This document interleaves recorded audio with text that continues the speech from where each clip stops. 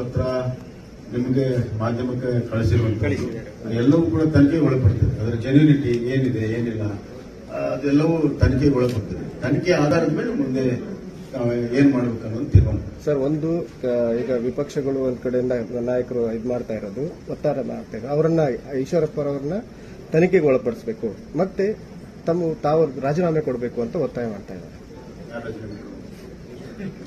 ತಾವು ಮುಖ್ಯಮಂತ್ರಿ ಅಲ್ಲ, ಹಿಂದೆ ಒಬ್ರು ಆಫೀಸರ್ ಸೂಸೈಡ್ ಮಾಡ್ಕೊಂಡ್ರು. ಸಿದ್ದರಾಮಯ್ಯ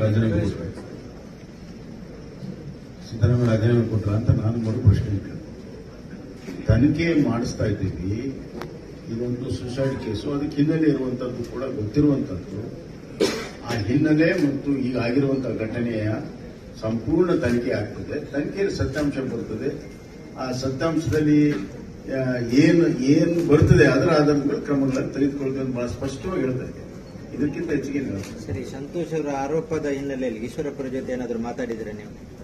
ಸಂತೋಷ್ ಅವರ ಆರೋಪದ ಹಿನ್ನೆಲೆಯಲ್ಲಿ ಈಶ್ವರಪ್ಪ ಮೈಸೂರಿನಲ್ಲಿದ್ದರೆ ವಿಚಾರಣೆ ನಾನು ವೈಯಕ್ತಿಕವಾಗಿ ವಿಚಾರಣೆ ಮಾಡ್ತೇನೆ. ಆದರೆ ಅದಕ್ಕಿಂತ ಮುಖ್ಯವಾಗಿ ಅವರ ಹತ್ರ ಮಾತನಾಡುವಂಥದ್ದು ನಮ್ಮ ಸಚಿವ ಸಂಪುಟದ ಸದಸ್ಯರು ಅದು ಮಾತಾಡಬಹುದು. ಆದರೆ ಅದಕ್ಕಿಂತ ಮುಖ್ಯವಾಗಿ ಪೊಲೀಸ್ ಆಫೀಸರ್ಸ್ಗೆ ಡೈರೆಕ್ಷನ್ ಕೊಟ್ಟಿದ್ದೇವೆ.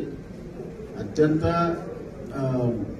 ವ್ಯವಸ್ಥಿತ ಏನು ಒಂದು ತನಿಖೆ ಆಗಬೇಕು, ಅದು FSLನಿಂದ ಅಲ್ಲಿರುವಂತಹ ಸ್ಥಳದ ಪರಿಶೀಲನೆ, ಇಂಕ್ವೈರಿ ಏನೆಲ್ಲ ಆಗಬೇಕು ಅದು ಕಾನೂನುಬದ್ಧವಾಗಿ ಆಗಬೇಕು ಅನ್ನುವಂಥದ್ದನ್ನು ಬಹಳ ಸ್ಪಷ್ಟ